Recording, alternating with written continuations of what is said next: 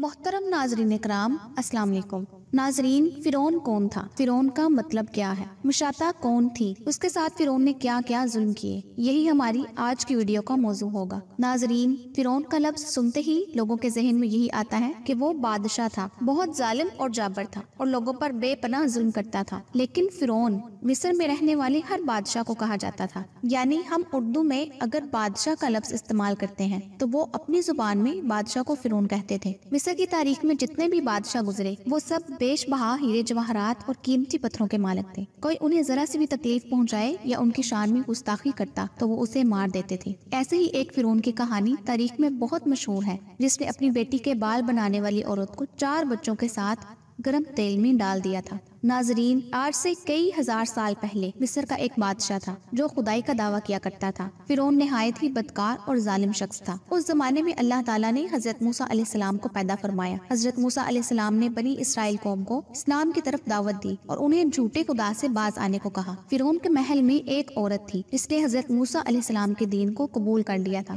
وہ اللہ تعالیٰ پر ایمان لے آئی۔ اس خاتون کا نام مشاطہ تھا جو کہ فرعون کی باندی تھی۔ فرعون نے اسے اپنی بیٹی کی خدمت کرنے کے لیے اور کام کاج کے لیے مامور کر رکھا تھا۔ یہ کنیز فرعون کی بیٹی زلیخا کے بال بناتی تھی، ان کو سنوارتی تھی، ان کی دیکھ بھال کرتی تھی۔ ایک دن کنگھی کرتے ہوئے اس کے ہاتھ سے کنگھی گر گئی تو خادمہ نے بے اختیار بسم اللہ کہا، جس پر زلیخا نے کہا کہ یہ تو میرا باپ ہے، جس پر خادمہ نے کہا نہیں، یہ آپ کا نہیں بلکہ ہمارا خدا ہے جس نے آپ کو، ہمیں اور آپ کے بابا کو پیدا کیا۔ جس پر فرعون کی بیٹی نے کہا کہ یہ میں اپنے بابا کو بتاتی ہوں، جس پر خادمہ نے کہا ہاں بے شک۔ اس کے بعد فرعون کے دربار میں خادمہ کی بچوں سمیت حاضری ہوئی۔ فرعون نے کہا کون ہے تیرا رب؟ بتا مجھے ذرا، تو نے کیا کہا میری بیٹی سے؟ خادمہ نے اس وقت بھی کہا کہ مجھے پیدا کرنے والا میرا اللہ ہے جس نے مجھے اور آپ کو بھی پیدا کیا ہے، یہ دنیا بھی اسی کے دم سے ہے۔ اس پر فرعون کو غصہ آ گیا۔ اس نے کہا میں تجھے تیرے بچوں سمیت گرم تیل میں ڈال دوں گا۔ خادمہ چونکہ مسلمان تھی وہ ڈٹی رہی۔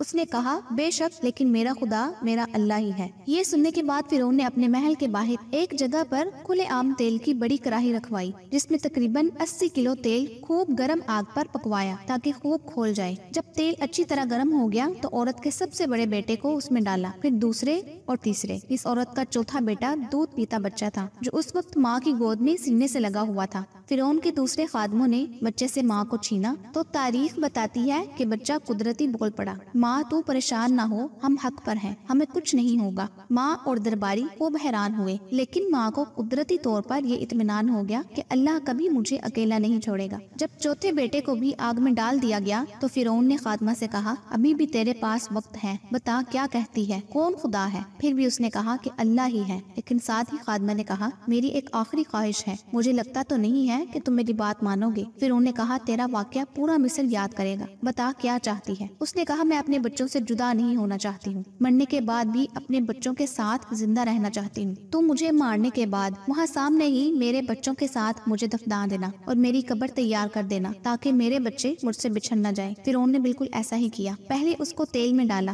پھر جب وہ ماں بیٹے خوب جل گئے ان کی راکھ کو ایک قبر میں دفن کر دیا۔ ناظرین، اگر مشاطہ چاہتی تو اپنے معصوم بچوں کو اس جلتے ہوئے تیل میں ڈالنے سے بچا سکتی تھی، اس کے بدلے اس کو محض زبانی ایک کلمہ کفر ہی تو پڑھنا تھا اور بعد میں وہ پھر کلمہ پڑھ لیتی، لیکن جان بچانے کی خاطر بھی وہ یہ کفر نہیں کر سکتی تھی۔ اس خاتون کو یقین تھا کہ اس کے پاس جو کچھ بھی ہے اس کے رب کے پاس اس سے بھی زیادہ ہے۔ اس واقعہ کے 2000 سال بعد اس دنیا میں ہمارے پیارے نبی سرکار دو عالم صلی اللہ علیہ وآلہ وسلم تشریف لے آئے۔ جب حضور صلی اللہ علیہ وآلہ وسلم معراج پر گئے اور براق میدان مصر کے قریب پہنچا کہ یکایک جنت کی خوشبو آپ صلی اللہ علیہ وآلہ وسلم کو آئی۔ فرمایا کہ جبرائیل، یہ خوشبو کیسی ہے؟ کیا یہ جنت کی خوشبو ہے؟ حضرت جبرائیل علیہ السلام نے کہا یا رسول اللہ صلی اللہ علیہ وآلہ وسلم، جنت تو یہاں سے بہت فاصلے پر ہے، لیکن یہ فرعون کی دختر کی کنگھی کرنے والی عورت کی قبر کی خوشبو ہے۔ انہیں جس دن دفن کیا گیا تھا اس دن سے لے کر قیامت والے دن تک یہاں سے خوشبو آتی رہے گی۔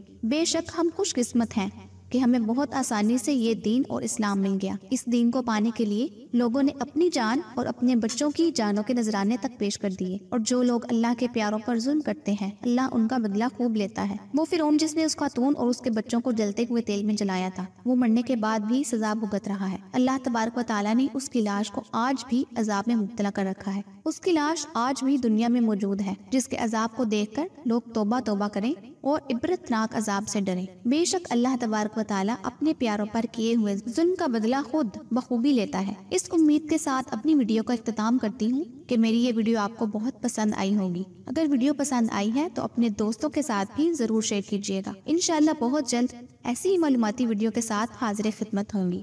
تب تک کے لیے مجھے اجازت دیجیے۔ اللہ آپ سب کا حامی و ناصر ہو۔